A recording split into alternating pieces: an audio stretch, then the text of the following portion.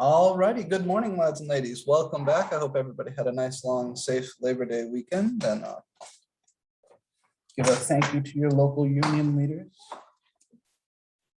Today, we're going to pick up where we left off last time, which is learning about functions. Last time, we talked specifically about how to get information from the graph of a function. And today, we're going to talk about this thing called average rate of change for a function, which turns out to be a very important concept that you'll explore deeply in Calc 1. So you need to have the kind of prerequisite knowledge. Before I get into that, I want to talk a little bit about the homework situation. We're also going to have a quiz, our first quiz coming up. This is section 008 of MAC 1140. That is a pre-calculus class. And today is the 7th of September, 2021. And like I said, today we're going to be focused on the concept of an average rate of change.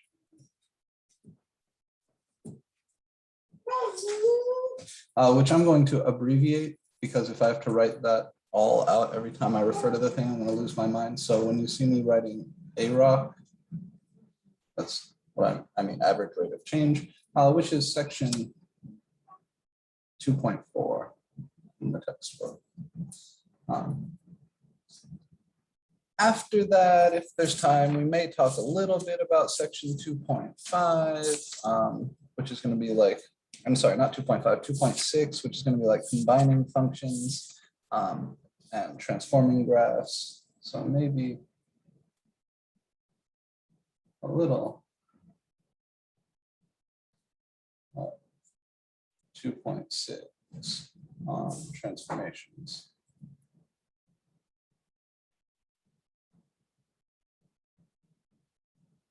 Okay, quick announcement. Homework 3 was due at the start of class today, of course. I should say is due now, right? Just came due within the last few minutes at the start of class at 11 a.m. If you need more time on that, submit an extension request in WebAssign. Think about how much time you need to get it done, and let me know in WebAssign by submitting an extension request. I'll grant them. It's very rare for me to deny an extension request, so please make sure you finish that up. And remember, the ethos here is I would much rather extend an assignment for you than have you like hack your way through it using some outside tool like, well, I won't even list them, but I'd much rather you do the work yourself than panic about getting the homework grade and use some other illicit tool to finish it. So take your time, but make sure you solve the problems yourself and in reasonable speed. We're gonna have our first quiz this week.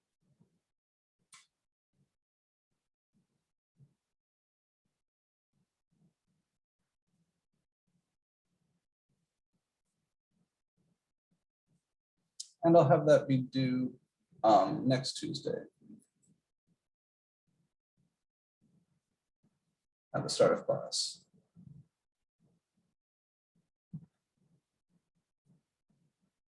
So the quiz grade in this class, remember, is actually a pretty significant portion of the grade. The quizzes are worth more than the homework by almost a factor of 2. So make sure you take your time on the quiz. The quizzes are different from the homework in that instead of having like unlimited attempts on each problem, you only have 3 attempts on each problem. So take your time. Quick note, the quizzes are considered like a graded assignment.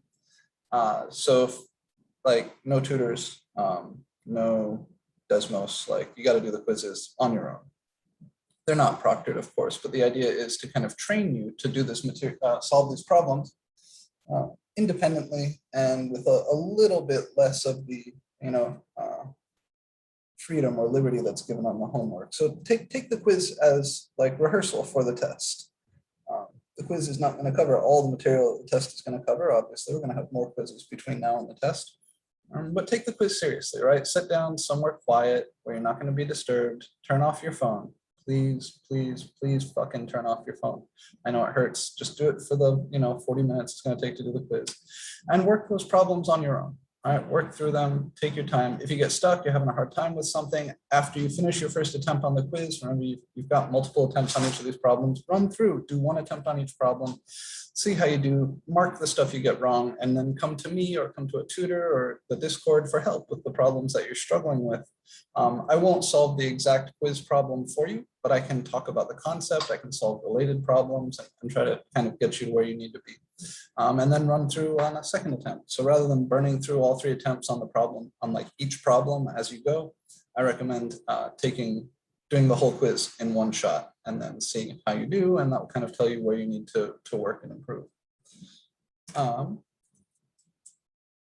think that's all the announcement-y stuff. Okay, let me just, one more little thing. Remember the modules in Canvas, this is relevant for what we're going to talk about today, has a link to a Desmos page with all the parent. I'll explain what I mean by parent functions. All the parent functions. So that last topic that we might address a bit of today, transformations.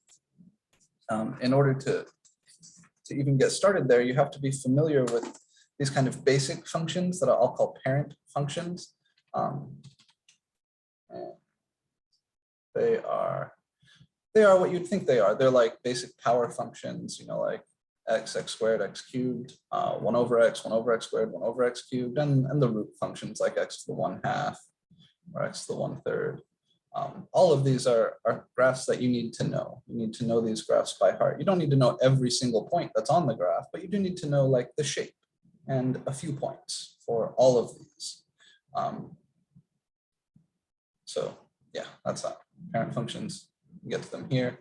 These are things I will expect you to be comfortable with, right? I'll expect you to be able to sketch me a decent graph of the 5th root of x like this, without plotting points, without wasting time, because we're going to then use that as a starting point to graph other stuff once we get into section 2.6.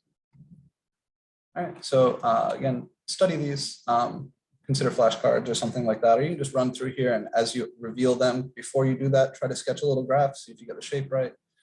I promise it won't take that long. Each one of these kind of families, you see they're sort of broken into groups. Each one of these kind of families, there's a lot of similarity, like here's 1 over x, here's 1 over x cubed, here's 1 over x to the 5th, same basic shape, 1 over x squared, 1 over x to the 4, 1 over x to the 6, if it was here, same basic shape. So make sure you know all these. All right. I think that's all that stuff. So today we're going to talk about the average rate of change for a function. Starting now on section 2.4.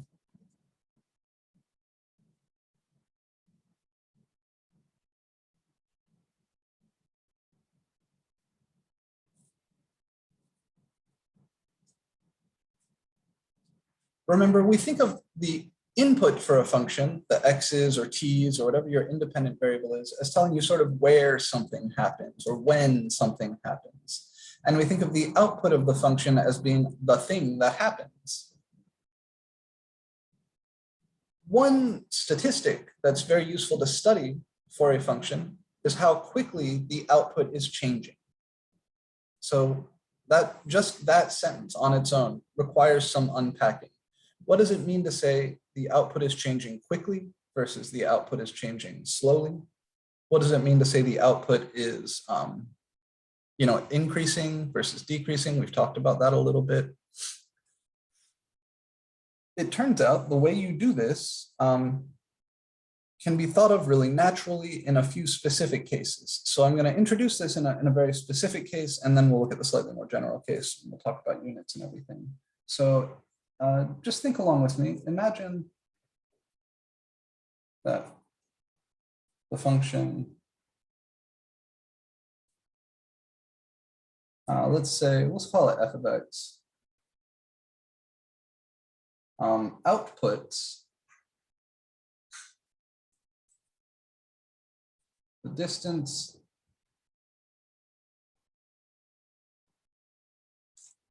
I am from my house, X, let's say hours after leaving on a trip.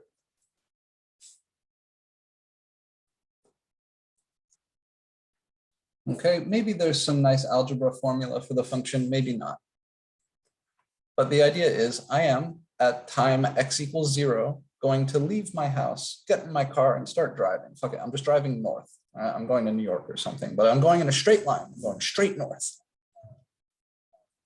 And this function just says how far I am from my home X hours later. So maybe, 1.5 hours later, I reach the Georgia border, which is like 70 miles away. So if I plug in X equals 1.5, this would spit out the distance to Georgia, right? 70 miles. This we would usually call a position function, right? It tells you my position at a certain time. And maybe this is measured in, say, in miles.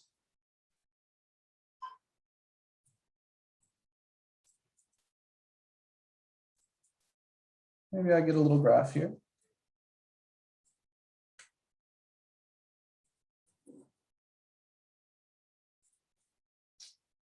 So this is the graph y equals f of x. So my outputs are distances. These are measured in miles. And my x values, this is time, measured in hours. And I'll just mark off a few times. There's 1 hour, 2 hours, 3 hours, 4 hours, and so on.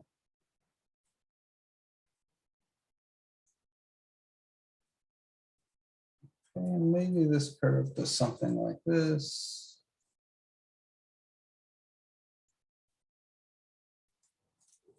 And then sort of levels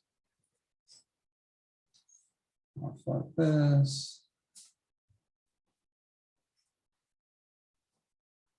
And then out here, say 5 hours. It just stops. All right.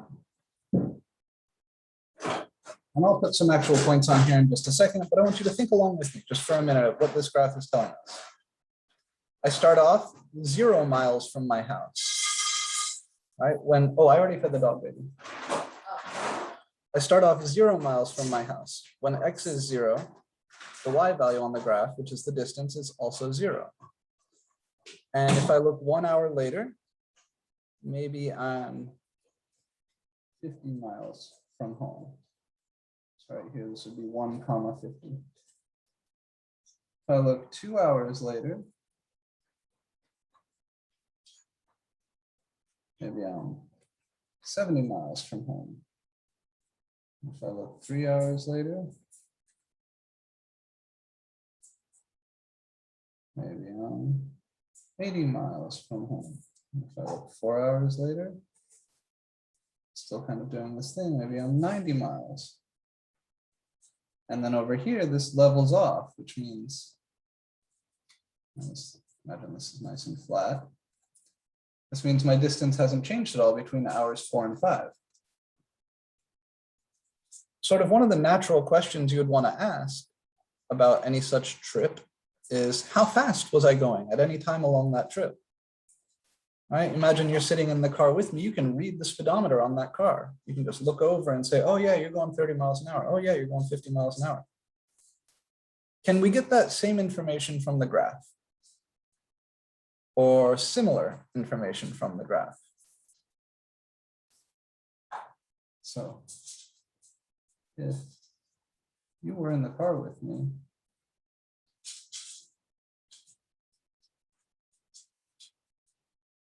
you can tell. You can look at the speedometer at any time you want. Can we get speed information from the graph though?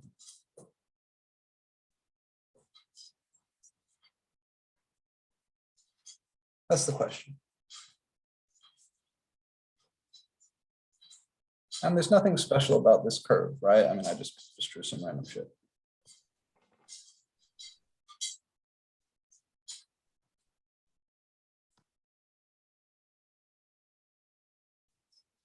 Well, remember that speed is a distance divided by a time, right? 5 miles per 1 hour, or 300,000 meters per second, right? A speed is always a distance divided by a time. And here, my y values, these are distances. And my x values, these are times. So the sort of computation you would need to get a speed out of this graph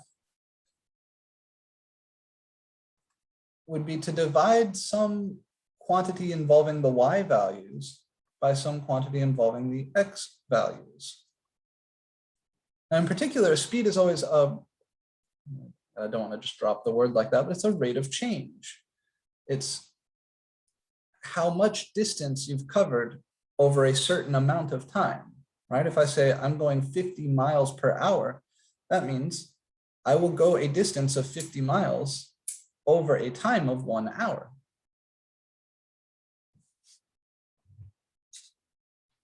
In other words, what I'm saying here,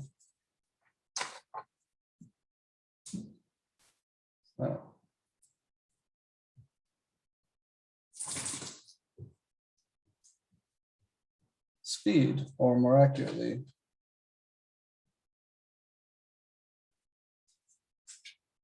velocity,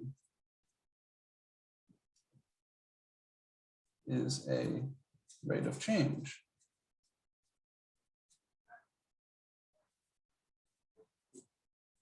For position, e.g., 10 miles per hour.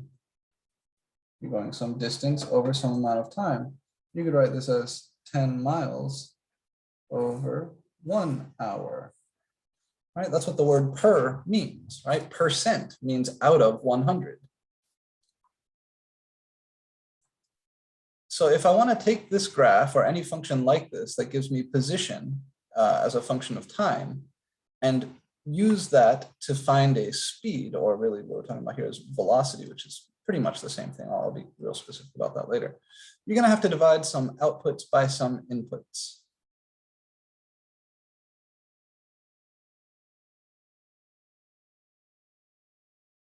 Yeah, so Christopher asks an interesting question. In hour 2, we'll be going 35 miles per hour.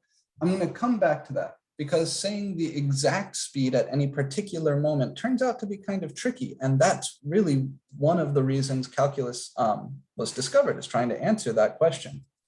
How do you go from position information to exact speed at a moment? But what we can talk about here in a very easy way is average speed. So before I write down the definition, the next thing I'm going to do is just write down the definition for you. Down here, my distance starts off growing kind of slowly, and then it grows more and more quickly. So here I'm very much speeding up, right? And as the thing starts to level out, I'm slowing down a little bit. And over here, I won't have changed distance at all because my y values stay the same. So over here, I'm holding still. In other words, this concept of the speed or velocity from the position function has to do with slope. So here's the definition. The average rate of change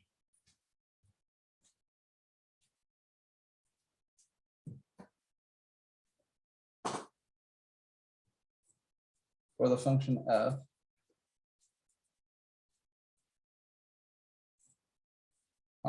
and there's two kind of ways to say this. You could say from x equals a to x equals b, or you could say on the interval ab is f of b minus f of a, all divided by b minus a.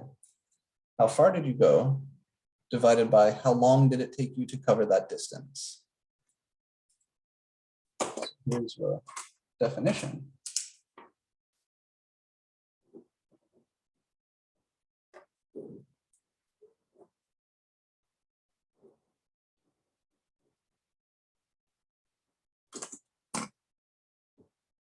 Let's find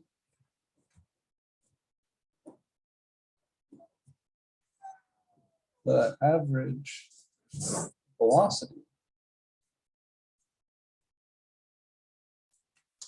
I'll leave this up here and find the average velocity on my trip from x equals 0 hours to x equals 1 hour. And I'll do a few of these. We'll do also from x equals 0 hours to, let's do the whole thing, x equals 5 hours. And then we'll do a couple in the middle. X equals 1 hour to x equals 2 hours. And this is enough to get started. So I'll pan up so we can see these. Let's go ahead and answer part A first, though. So what am I looking for here? If I want to find the average velocity, and we said, okay, velocity is a rate of change for position. If I want to find my average velocity from 0 hours to 1 hour, this means I would need f of 1 minus f of 0 divided by 1 minus 0. Right? Back up just a little bit here. There we go. Just following this recipe, right? F of b minus f of a, f of 1 minus f of 0, divided by b minus a, divided by 1 minus 0. The top, these are distances in miles. And the bottom, these are times in hours. So what are the units of this ratio? Would it be 50 minus 0 over 1 minus 0? So we'll get to the numbers in just a second, but before we even do that, I want to ask about the units. Is this measuring boxes per year? Is this measuring light miles per hour? Yeah, very good. Miles per hour, right? The top has units miles, the bottom has units hours. So just like this, right? We're looking at the units of miles per hour. There's a question in chat. Is this the same as y2 minus y1 over x2 minus x1? Yes, but you need to get comfy with this notation. Remember what we were saying last week. Calculus requires you to get comfy with function notation. So thinking of these as being the inputs and these as being the outputs associated with these particular inputs is really important. So yes, it is. It's the same equation you've seen for slope everywhere else in the past, but we're understanding it through the lens of function notation now.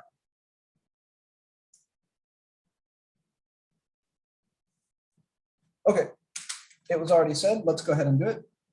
So we know that f of 1 is 50. F of 0 is 0.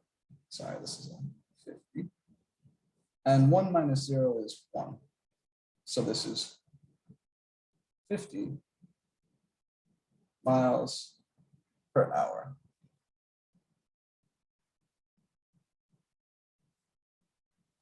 Now, was I going 50 miles per hour during that whole first hour? During this whole chunk of time here, was I going exactly 50 miles per hour? No. No, I started off at rest and my speed increased gradually to 50 miles per hour. You see how this is getting steeper and steeper and steeper? But what we're saying here is that the slope between this point and this point is 50. Which means over that time interval, that first hour, my average speed was 50 miles an hour, my average velocity. The difference, by the way, I promise you, the difference between speed and velocity is that velocity can be positive or negative. Velocity encodes a direction along with a speed. So they're essentially the same thing. But a velocity being negative means you're going backwards. Can you say that one more time? Velocity can be either negative or positive, and speed is. Sure, yeah. So the difference between speed and velocity is that velocity tells you how fast you're going and in what direction you're traveling.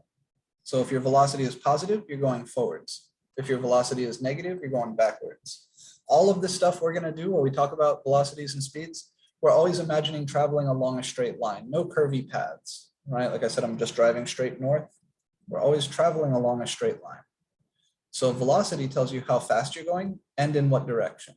So the fact that this is positive 50 miles per hour means I'm going in the positive direction at the speed 50 miles per hour.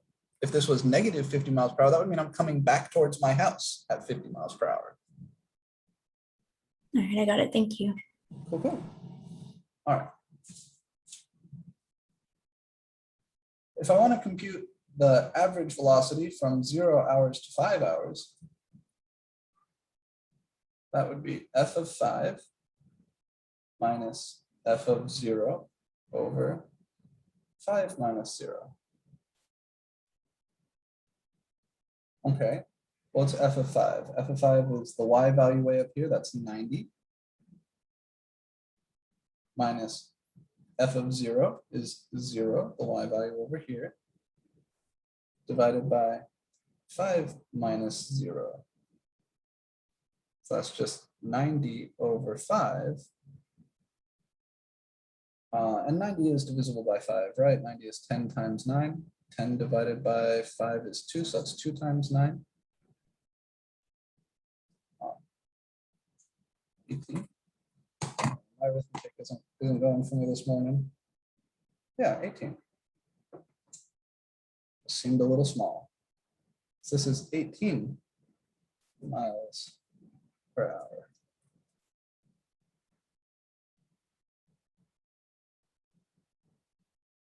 Does that mean I was going 18 miles an hour the whole time? No, I started off going 50 miles per hour. But then I slowed way down. So for this period, if you look at this part of the graph where it's very, very steep, I'm going very fast there. If you look at this part over here where it's horizontal, I'm not moving at all there.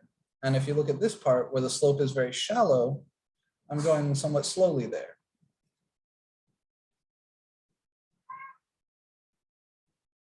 And the last one, from x equals 1 hours to x equals 2 hours, just getting practice with the formula.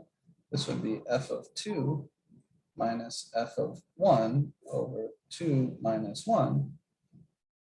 F of 2 is 70 minus f of 1 is 50. And then downstairs 2 minus 1 is 1. So from 1 hours to 2 hours, my average speed is 20 miles per hour.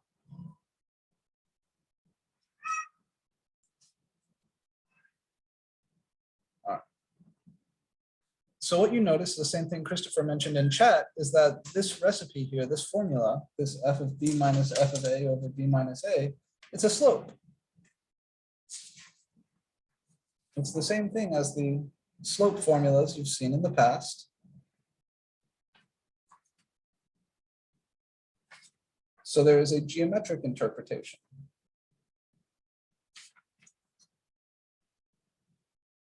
In general,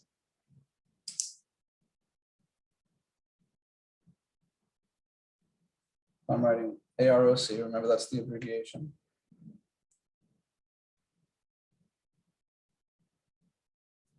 Average rate of change as a slope.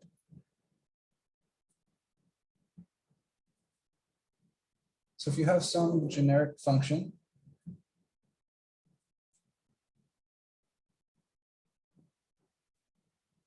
you want to compute its average rate of change over some interval from here to over here. what you're really doing is finding the slope of the secant line that connects those 2 points. So this point right here is a comma f of a. This point right here is b comma f of b. And the slope of the line that connects these 2 points is the average rate of change. And that line has a special name. I'll just draw it.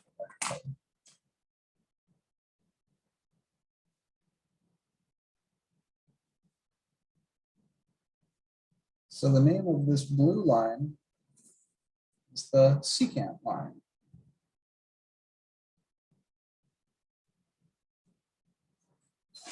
It's the secant line to f of x from x equals a to x equals b. And the average rate of change, which is f of b minus f of a divided by b minus a, is the slope of the secant line.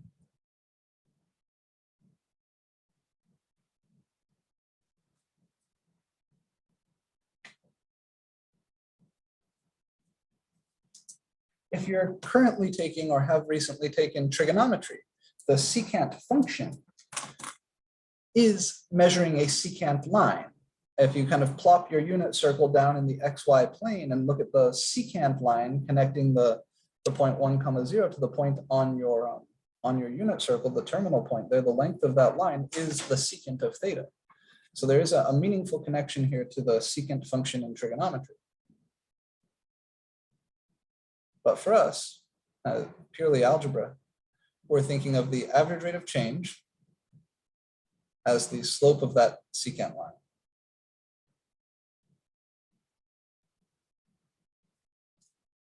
Okay.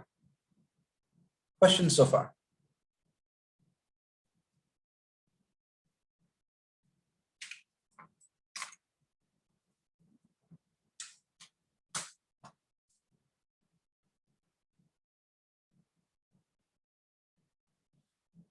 I have a question for you if you don't have one for me.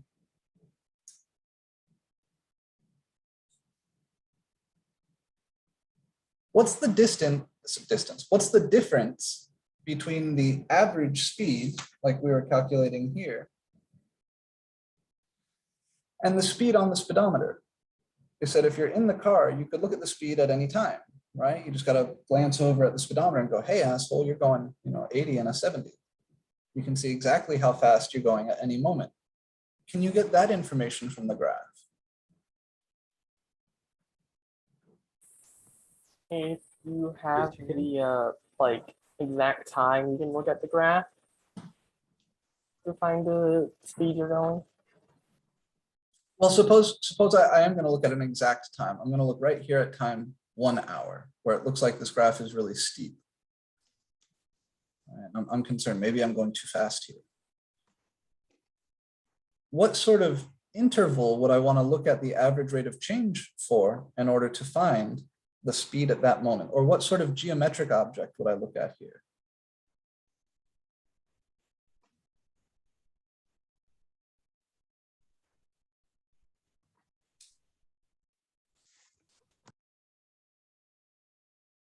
Let me spoil it for you. So if I look at the average rate of change over any interval, that's always going to give me an average speed, right? I could look at the average speed from 0 to 1, or the average speed from 1 to 2. But none of those are going to tell me exactly how fast I'm going at any one moment in time. It's always an average, right? Over this last hour, we averaged 50 miles an hour. Over this last hour, we averaged 20 miles an hour. To find the instantaneous rate of change is what you would need in order to tell me the exact speed at a moment. So the speedometer on your car is actually doing some pretty amazing stuff. It's able to tell you the slope of what's called the tangent line, which is what you get when you bring these 2 points very, very close to each other. So your instantaneous rate of change is your speed at that moment. And that would come from, say, holding this guy fixed here and bringing this guy very, very close. In other words, the question that we want to answer, how fast was I going at any particular moment along that trip, would require not finding a slope of a secant line, but what's called a tangent line, or the slope of the curve at that point. If you imagine like this is a hill and you're a little guy skiing over the hill, the direction your skis are pointing would be that tangent slope. And that's something you're going to investigate very closely in Calc 1. So the speed of a falling object at any particular moment, or the speed of a car at any particular moment, is not an average rate of change, but an instantaneous rate of change. And those are going to come from thinking about this sort of thing, but then bringing A and B very close to one another. And that has some challenges. The first challenge is if A and B are very close to each other, then this denominator is very close to 0. And we know we can't divide by 0. And that's sort of the impetus for calculus to be developed. You cook up a concept called a limit, and then you look at a limit as this point comes very, very close to this point. But for us, we just need to get comfy with average rates of change, average speeds, average velocities, where that spacing, that horizontal spacing is non-zero. All right.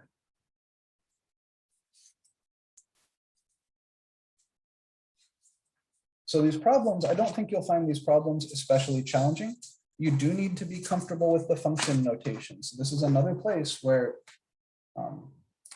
learning function notation and becoming comfortable with function notation is absolutely essential. But the problems themselves are not terribly hard. I want you to be thinking about them both geometrically and in the physics problems or the real world problems in terms of that real world thing, rather than just plugging into the formula and moving on. But first, let's look at a nice simple example.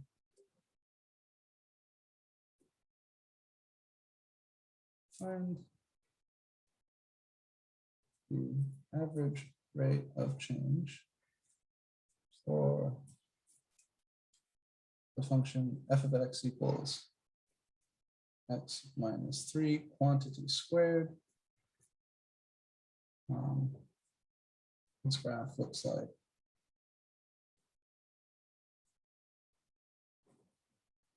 so this.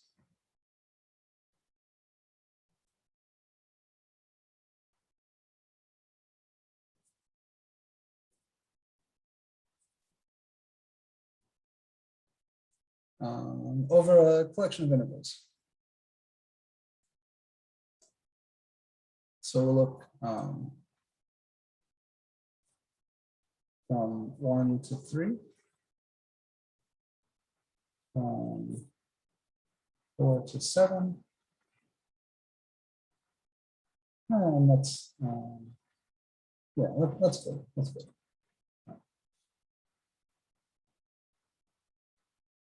So remember last time we talked about net change, right? Or not last time, but last week we talked about net change, and the numerator for the average rate of change is the net change. Okay, so over the interval 1, 3, this is a slightly different way of describing the thing, right? Rather than saying from x equals 1 to x equals 3, I can say find the average rate of change over some interval. This means A is 1 and B is 3. So here I'm looking for like the slope of the line between whatever this point is up here and this point down here. Based on the graph, do I expect this average rate of change to be positive, 0, or negative? Negative. Good. So remember your numerator is the net change, right? F of B minus F of A, that's the net change. And we talked about how to tell if that's going to be positive, 0, or negative last time. We're starting over here, which is up high, and we're ending over here, which is lower. So the numerator is going to be negative. The net change is negative. The denominator is always positive because B is always the larger input. right? So B minus A will always be positive. So if the net change is negative, the average rate of change will be negative. And if the net change is positive, the average rate of change will be positive.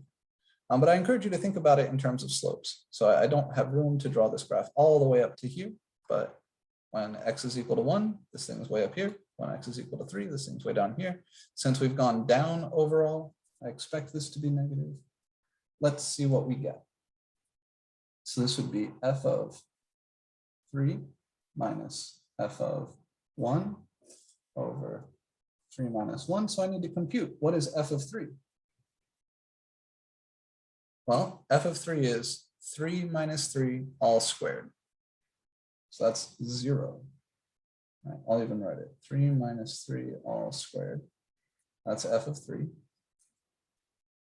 Minus f of 0, or sorry, f of 1. What is f of 1? Well, that's going to be 1 minus 3 all squared. And I'll divide that by 3 minus 1, which is on a good day equal to 2. And then I'll continue this over here. So 3 minus 3 all squared, that's 0 squared, which is 0. 1 minus 3, minus 1 minus 3 is negative 2. Negative 2 squared is positive 4. So I have 0 minus 4 over 2. And that's negative 4 halves, or negative 2. So the average rate of change for this function over the interval 1 to 3 is negative 2, and it came out negative, just like Ashley said.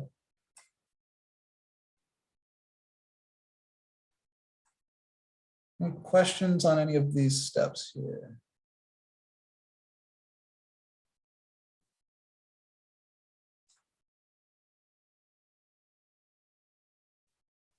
Any questions on how we get to this answer or any of this notation means?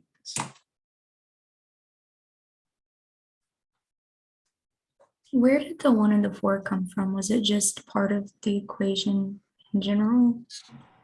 The 1 and the 4? In the x values up there, or like where it says 1,3 and then 4,7. So this is a part of the question. Yeah, they said find the average rate of change for this function over the interval 1 to 3 and the interval from 4 to 7. Okay, so that'll be like, if it's not listed when it says over, that'll be part of the question in like homeworks and exams and things like that. Exactly. Yeah. Okay. So there's kind of two different language tools I can use to ask you for the average rate of change.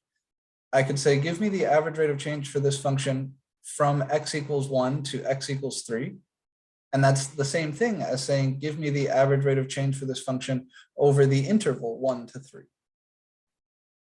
Okay. Thank you. Yeah, of course. Sorry, I just didn't know where those two came from. Sorry, no, that's the whole reason we're using a slightly different notation here, is to make sure we have a chance to talk about it. I also have a question. So I'll respond to the question in chat really quick, and then we'll do Ashley. So I got a question in chat about where we substituted the 1 and 3 in. If you're finding the average rate of change for a function over some interval, then the left endpoint of that interval is A. And the right endpoint of that interval is B. So first I take this interval and I go, all right, what's A and B? A is 1, the left endpoint. B is 3, the right endpoint. And then I plug into my formula here. So my first step, find A and B. Then I write down this recipe. And then I just plug in. Everywhere there's a B here, I write 3. Everywhere there's an A here, I write 1. All right, and then Ashley, you had a question? Yeah, where did you get like the 3 minus 3 squared and then like the 1 minus 3 squared? That's good. That's exactly the sort of questions I want. So what is f of 3? Well, if f of x is x minus 3 squared, then f of 3 is what I get by replacing this x with a 3. So this piece right here, this is f of 3. And similarly, this piece right here, this is f of 1. So I know I need f of 3 minus f of 1. To find f of 3, I take this formula for f of x and I replace x by 3. And that's where this is coming from. And then to get f of Okay. 1, this thing, I plug in a 1 here.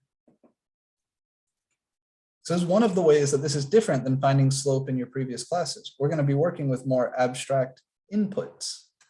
So we want to get comfortable writing expressions like this out in this form. I'll show you a slightly more complicated example now. These are good, keep them coming. What else is bugging us about this? How would this look different from what you would write down?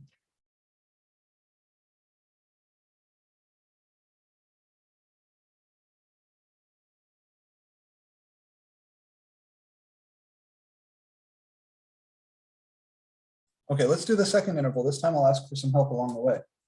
So now I want to find that average rate of change over the interval 4 to 7. So what do I do?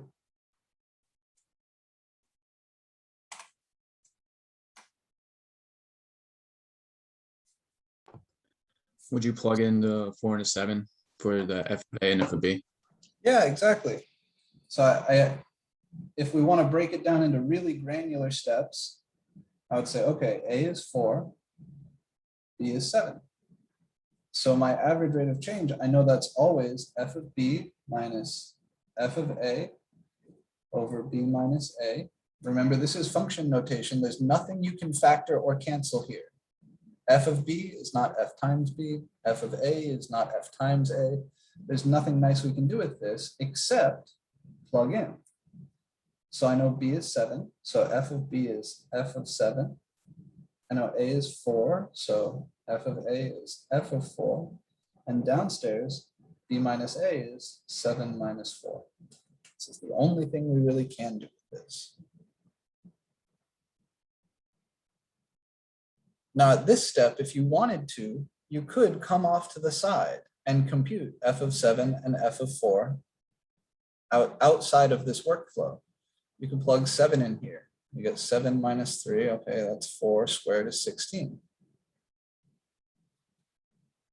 But one of the things I want you to get comfy with is plugging these things in symbolically. So let's go ahead and do it. What is F of 7? Well, it's whatever I get when I plug 7 in here. So that's 7 minus 3 all squared. This minus gives me this minus. So this minus right here is coming from the formula. This is this. And then F of 4, that's 4 minus 3 all squared. And then downstairs, 7 minus 4, that's 3.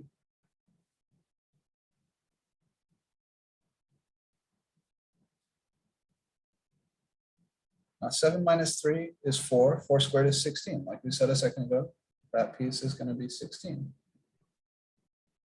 So this is 16 minus 4 minus 3, that's 1. 1 squared is 1. So this is 16 minus 1 all over 3. So F of 7 was 16. F of 4 was 1. And if you wanted to do that computation off to the side and then just straight go to this, you can. But there will be problems where you have to work with expressions that look like these. So I don't want you to be intimidated by this. I want you to be comfy. From here, it's easy peasy, right? 16 minus 1 is 15. 15 divided by 3 is 5. This is 15 thirds or just 5. And geometrically, F of 4, well, that's the y value like right here. F of 7, that's the y value like way out here. So again, it's off the graph. I don't have room to draw it.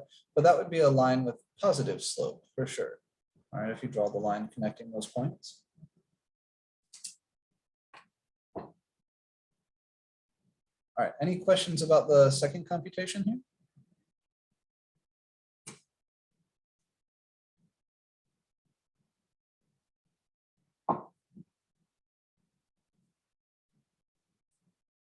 Muy bueno.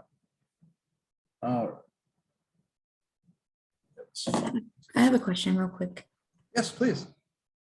I'm sorry, this might sound kind of No, silly, don't be but sorry, what's up?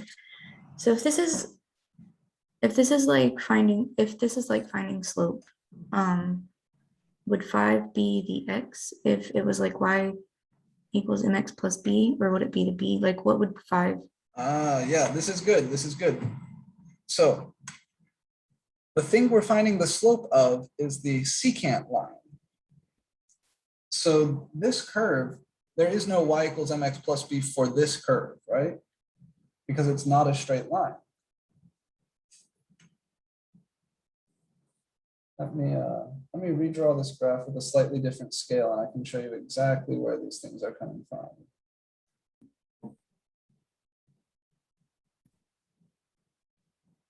Oh shit.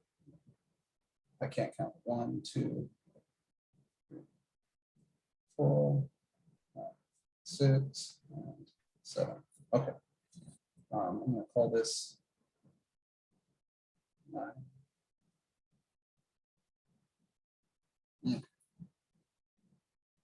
So this guy's going to look something scale like this. And 7. Let's see, that's 1. Well, yeah, he's a little taller, isn't he? Okay.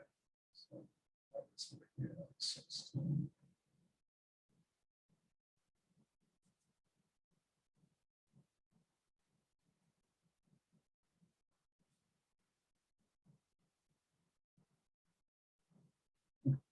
So here I've done my best to sketch a larger version of this graph. Here are the lines that we're playing with. Over the interval from 1 to 3, we found the secant line that passes from this point to this point.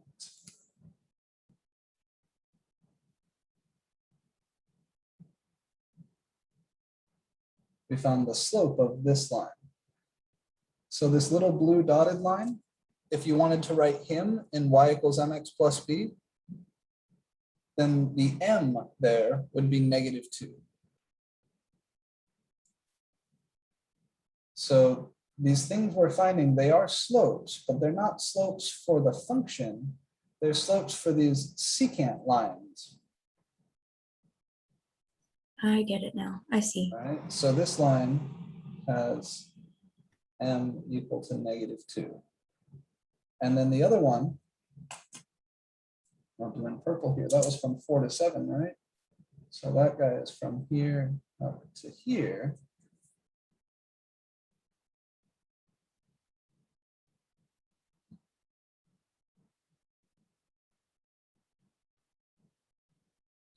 He has slope 5.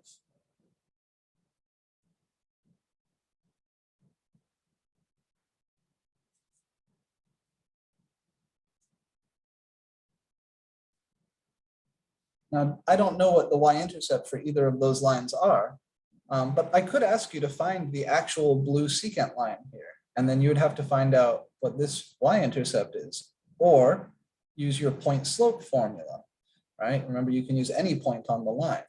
So if we want, let's go ahead and do it. Let's find the blue secant line. Let's find the equation of the secant line to f of x over the interval 1 to 3. We already know that m is -2 because that was our average rate of change, the slope of the secant line. We also know not just 1, but 2 points on the line. I'll say 1 comma, actually let's use 3 comma 0.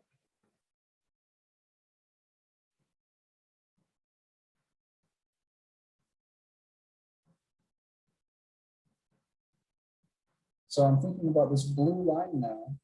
I know that the point 3 comma 0 has to be on that blue line, right? From the picture, that line does go through this point. It also goes through this point, which was what, 1 comma 4, something like that. Now by the point slope formula,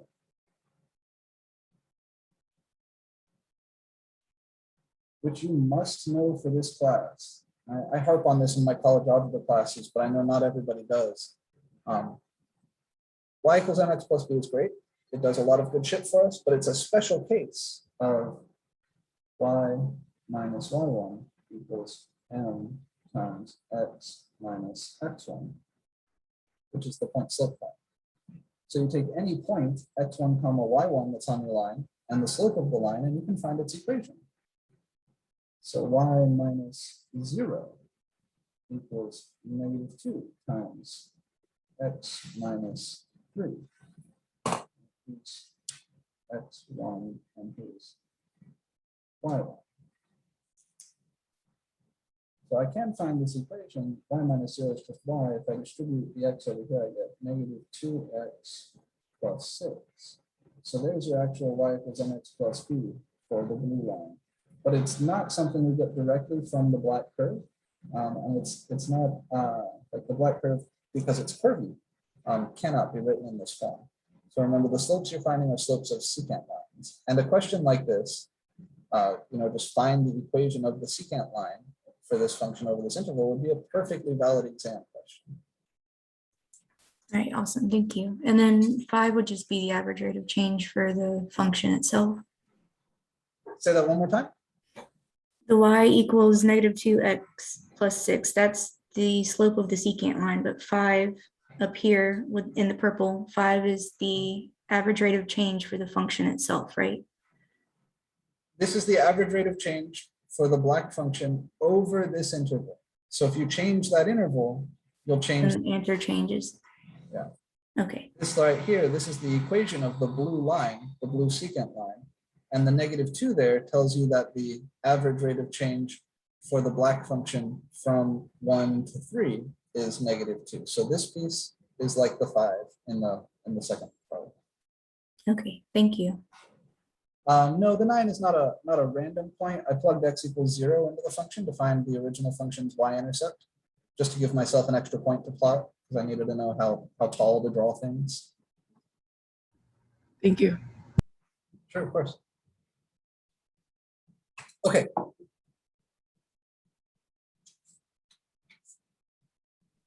Could you leave that page up for a second? I wasn't finished. Sure. Yeah, here, I'll leave this up just for a second. I gotta grab some fresh paper out anyway.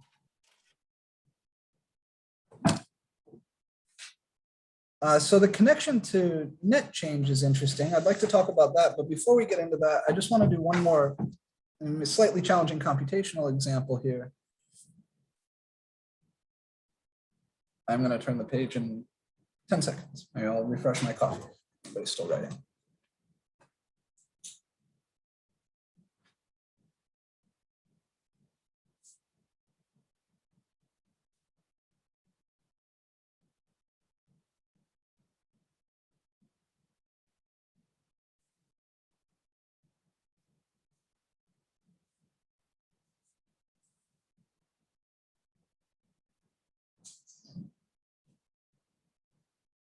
Okay, here we go. So a slightly deeper computational example, and then we're going to talk about some connections to increasing and decreasing.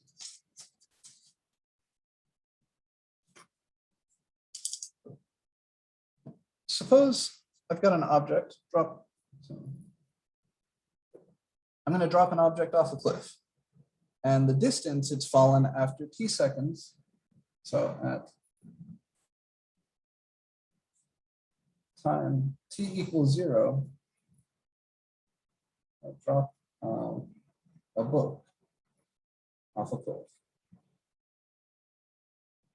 Maybe it's the pre-calculus book. The distance the book has fallen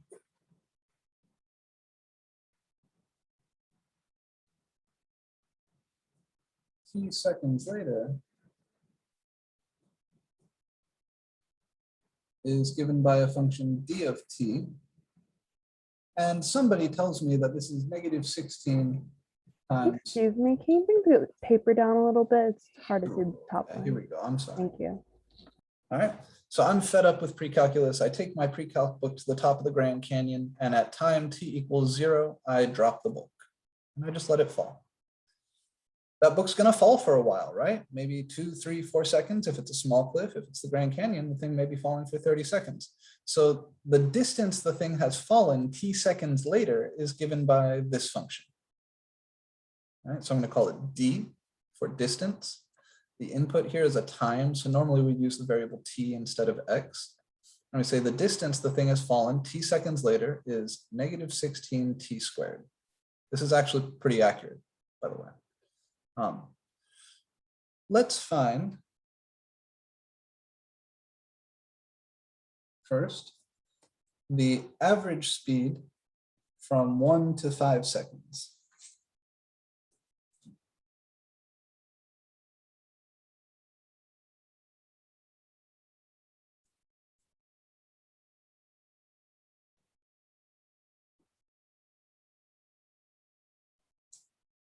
And a formula for the average speed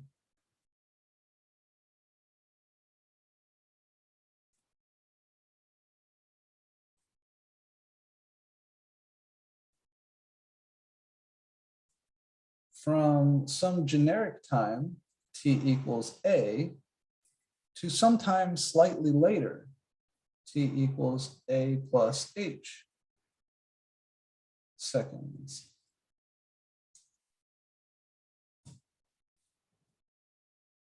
So first, average speed over the 4 seconds from 1 second after I drop it to 5 seconds after I drop it. I drop it, it falls for a second.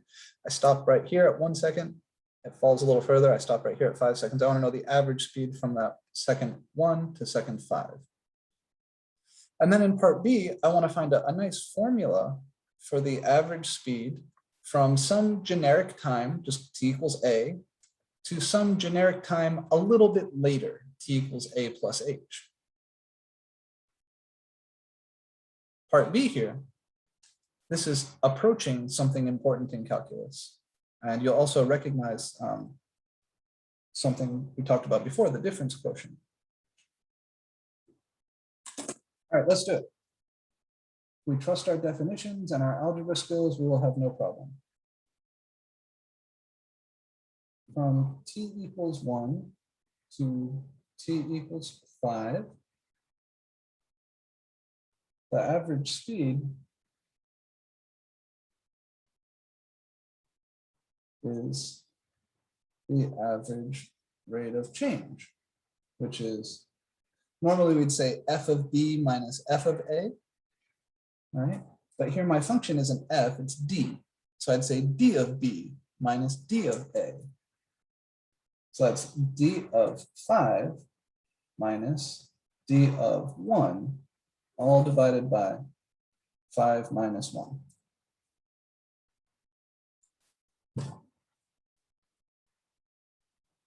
I want to make sure we're comfy up to here before I do anything else. Any questions up to here?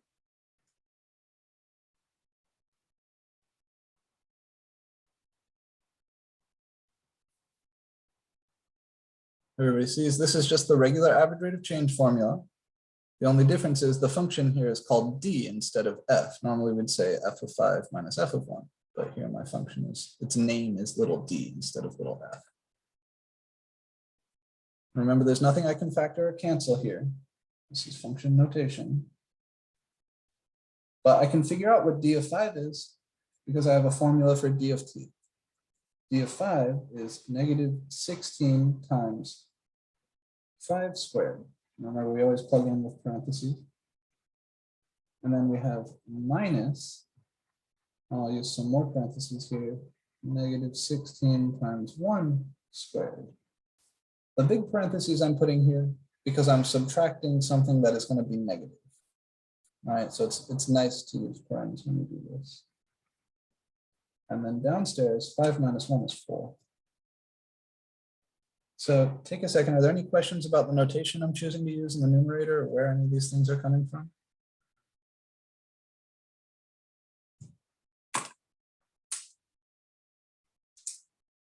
This piece right here is d of 5. This piece right here is d of 1. And I put big parentheses around d of 1, these two big parens here, because I know that d of 1 has this negative, and I want to be able to see what to do with that. All right, so when you subtract a negative, you know it's going to become positive, but without these parens, it just looks ugly.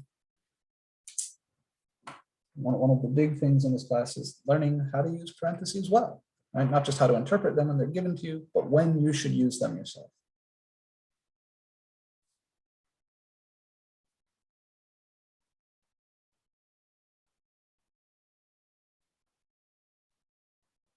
We feel okay?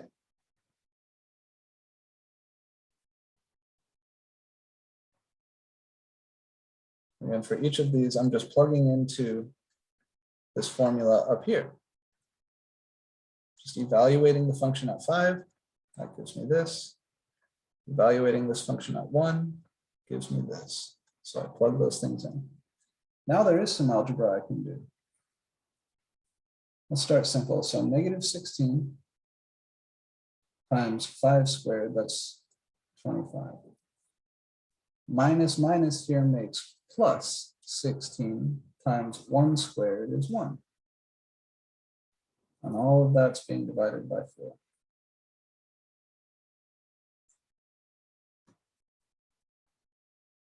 I'm following my order of operations, right? My PEMDAS. I'm working out the stuff that's inside the parentheses, the squares first. And then I've also got this minus the negative. I'm going to write that as a plus. Everything else just stays the same. I could now compute 16 times 25 and add 16 times 1 to that, but I'm fucking lazy. I don't want to compute that product. Notice that there's a factor of 16 here and a factor of 16 here. So we can pull out a 16.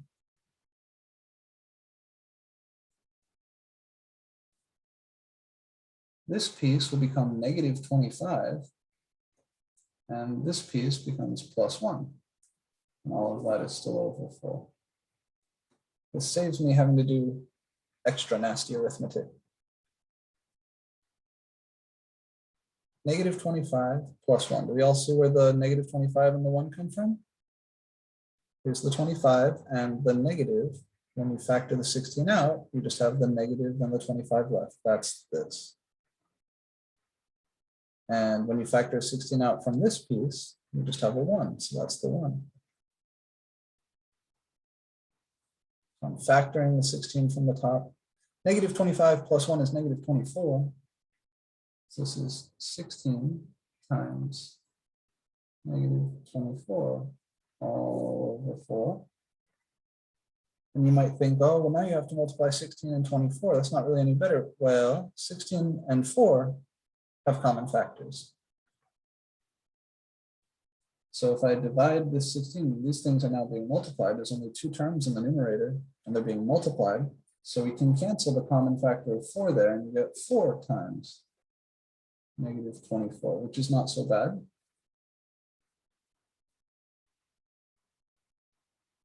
All right, 4 times 20 is 80. 4 times 4 is 16, so that's 96. That's negative 96. By being clever with our algebra, we avoid unpleasant arithmetic. So I'm going to hold again for a second. I want to make sure we're all really comfortable with each of these algebra steps, because each one of these steps contains something that I see folks get into trouble with. Look at your notes, look at this portion. Ask, are you really comfy with where everything here came from? If you were doing this, would you write it any differently? Why? And then similarly, ask yourself, are you really comfy where everything here came from? Is there anything that you wanted to write down differently? Are you curious about why I wrote it down this way? It's something we should talk about.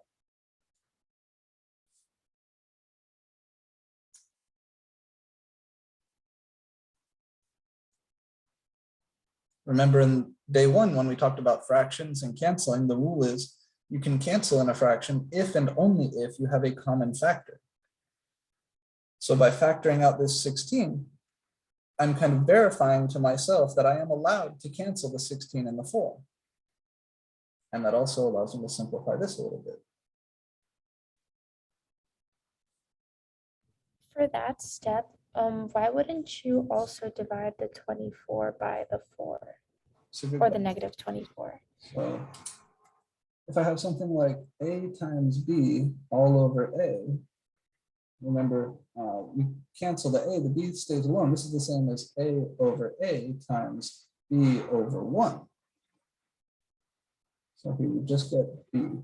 So when you cancel like this, you just get that piece. In other words, 16 is 4 times 4. So this numerator is like 4 times 4 times 24 because it's all being multiplied.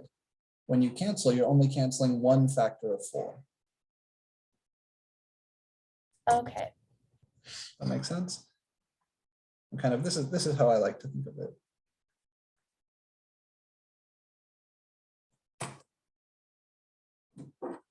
As you run into things like that, when you work problems, try them both ways, or try plugging in other numbers and see if it makes sense. Like if I had something simpler like 2 times 5 over 2, we could compute this directly. We can see, oh, do I need to divide both the 2 and the 5?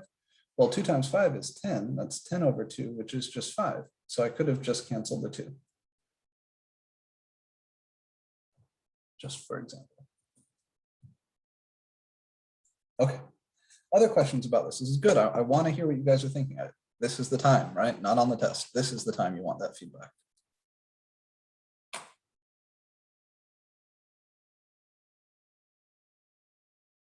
So we pull out any common factors in this step, cancel with whatever we can from the denominator, and then we compute the rest. That sort of ethos, that way of thinking is going to be really important on the more complicated part B. So from t equals a to t equals a plus h, same thing, find the average rate of change, right? The average speed is the average rate of change for the distance or position. That's going to be d of a plus h minus d of a all over a plus h minus a. And this is another place where people are tempted to cancel things or try to expand things in ways that are not kosher. Remember, just like here, I can't cancel the 5, the 1, or anything like that. I had to just plug in because this numerator is not multiplication. These are function outputs. Same thing going on here. There's absolutely nothing I can cancel in this. There's nothing I can distribute. I can't call this d of a plus d of h or d of a plus h. Remember when we talked about that last week? I'll put a little note here.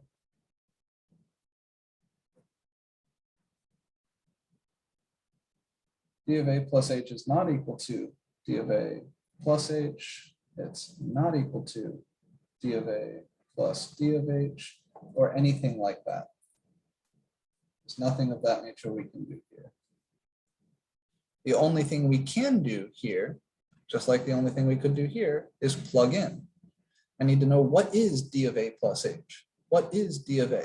Then I can hope to start simplifying. So d of t, you can't see it on my camera, but you have it on your paper in front of you. D of t is negative 16t squared. So d of a plus h is negative 16 times parentheses a plus h squared. Remember last week you had portions of your homework that were like, just find this thing, right? Same shit. So you take your function d of t and you plug in a plus h in parentheses. Then we'll have minus and d of a. D of a is negative 16 times a squared. Following the exact same sort of recipe I did up here, just instead of 5, a plus h, instead of 1, a. And downstairs, a plus h minus a is just h.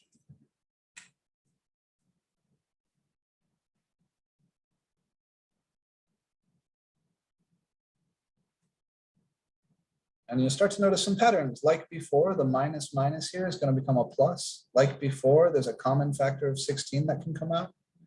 But then the stuff that's left over is going to be a little bit more complicated. So we'll have to work that out.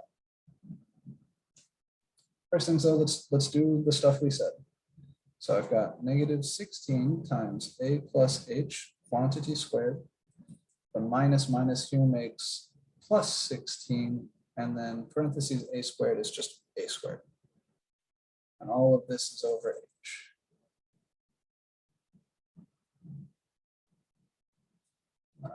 Continue down below. I can factor out the 16. And what's left here is negative a plus h squared plus a squared. All of that is over h.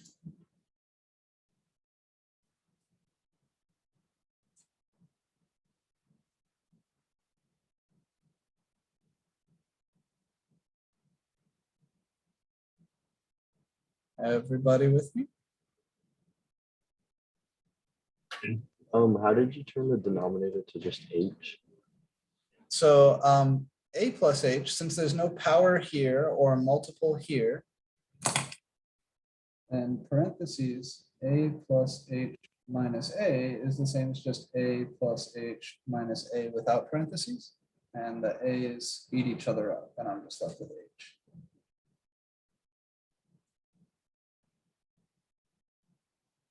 Okay, thank you. Next up, I need to expand this out. In order to simplify this piece right here, I need to FOIL out a plus h all squared, because there's no, this addition is way lower in my PEMDAS, in my order of operations, than these squares are. So I can't start combining things here until I've FOILed all this out and distributed this negative. So I'll have 16 times negative a plus h times a plus h, and then plus a squared. All over h.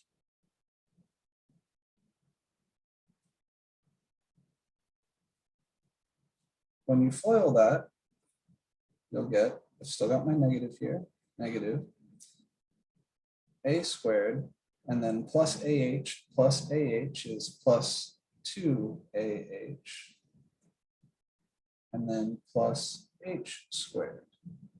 And we've got our plus a squared, and everything is still all over h.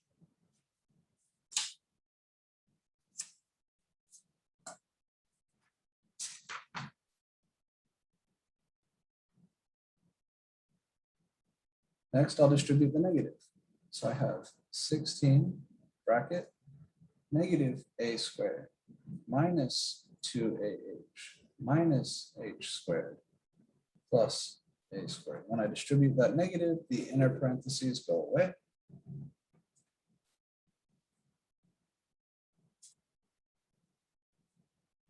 And now you notice that this a squared here has a purpose. Is going to interact with this negative a squared here. Negative a squared plus a squared is 0. So we just have 16 bracket negative 2ah minus h squared over h. Is there anything more that can be done to simplify this?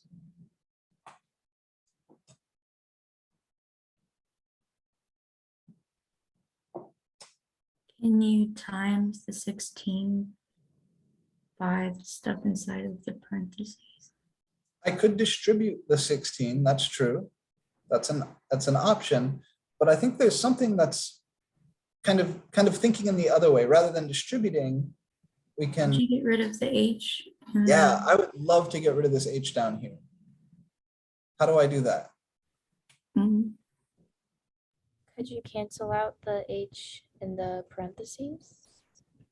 Well, that's what I would love to. Would you multiply it somehow? Like if you flipped, I feel like you would multiply it. I don't know. I'm Multiply the stopping. whole thing by h, the whole equation.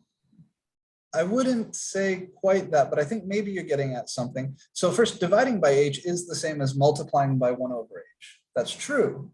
But what we want to know is, can I cancel an h in here? And if so, which h's go away? The big question, can I cancel this or not? There's a clear way to answer it, right? What did we say? What's the rule? You can cancel if and only if It has a common Factor. Factor, right? Factor is the magic word. You can cancel if and only if you've got common factors. So if I want to get rid of this h, the question in your mind is there a factor of h in this numerator? How do you answer that? You try to factor an h out. What happens if I try to factor out an h from here? Let's try to factor everything I can from the top. Do I see any common shit here? Well, here's one term, the negative 2ah. Here's another term, minus h squared. The common factor I see right away is h, right? H squared has a factor of h, ah has a factor of h. So I can pull out an h. And what's going to be left is negative 2a plus h. So one of the h's goes away entirely. The h squared, oh, sorry, minus h. Minus h. So when you factor out an h, this h squared becomes an h. This negative 2ah becomes just negative 2a. And check, if you were to redistribute this h, the bracket here would become this. Now you can cancel this h. You cannot cancel this h because he's not a factor. And what do we get? Well, let's go ahead and redistribute the 16. You get negative 32a minus 16h. And with all of these difference quotient problems, the a and a plus h shit, your goal is always to get rid of the h downstairs. I'll tell you why, because you're in calculus going to send h to 0. And that's going to give you an instantaneous rate of change, or instantaneous velocity rather than an average velocity. So here's the formula. If you want to know how fast is the book falling over any particular time interval from a to a plus h, what's the average speed? You just plug in the a and the h that give you the interval you want. The fact that this is negative and this is negative tells us that the book is falling down, right? Having a negative velocity means you're going in the negative direction. Usually up is the positive direction, down is the negative direction. So the signs here tell you the direction. That's what we meant when we said the difference between speed and velocity. So if I ask you just the average speed, here you would say the speed is 96, or the velocity is negative 96. Here you would say the speed is 32a plus 16h, or the velocity is negative 32a minus 16h. The big thing here,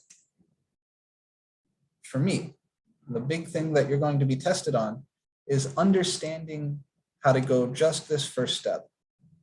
That's the biggest thing for me. Making sure you really understand the function notation, that you're not trying to do any of this shit. All right, that you understand what d of a plus h is. So as you practice the homework problems, please, please, please, please, please write these things out. Follow the way I'm doing this. And if you're getting into trouble, come see me, come talk to me, ask for help. All right, I'm gonna kind of come down here and zoom out a little bit. We can get the whole thing on the board. And if there are any questions you guys want to ask about this particular problem, let's do it. Yeah. All right. Any questions in these first few lines here? These are the critical steps. I actually do have a question.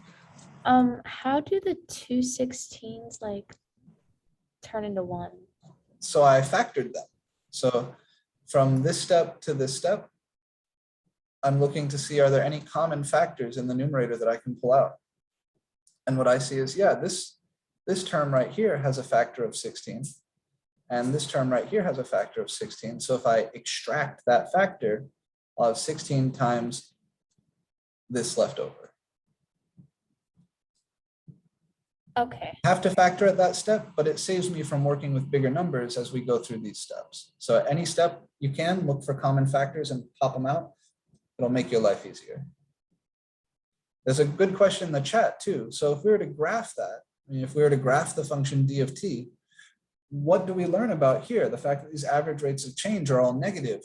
Yeah, it means that the function tends to be decreasing. And that's exactly what I want to talk about next, because it's a little bit subtle. But let's do that. Let's graph this function.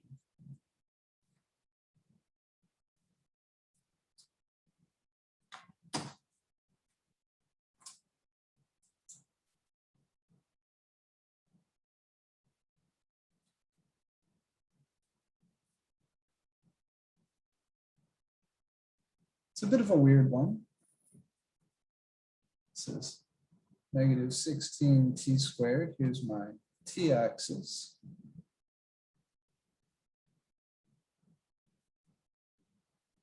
It looks like this. Really, it's like this. It's a parabola. The vertex is at the origin. It opens down. And this negative 16 factor here, the negative is why it opens down. And 16 being quite large means he's stretched out vertically, really quite severely. So if I mark a few times, when t is equal to 1, this is already negative 16. When t is equal to 2, let's see, 16 times 4, that's negative 64. And all the way, once we got t equals 3 there, things are already off the charts. So here's the graph. You notice that everywhere over here where t is positive, we are decreasing. And that all of those rates of change we just calculated were negative. In fact, if you plug in any positive numbers a and h to that second formula, you'll see that those rates of change are always negative. So what's the connection? So that for t greater than 0, the function d of t is decreasing. Or if I asked you, where is this function increasing and where is this function decreasing? You would say this function is increasing from negative infinity up to 0, right? These t values. And this function is decreasing from 0 to infinity, right? Going downhill here, everywhere from t to 0 to infinity, and going uphill here, everywhere from t equals negative infinity to t equals 0. Notice that the function d of t is decreasing everywhere t is positive, and our average rate of changes were all negative.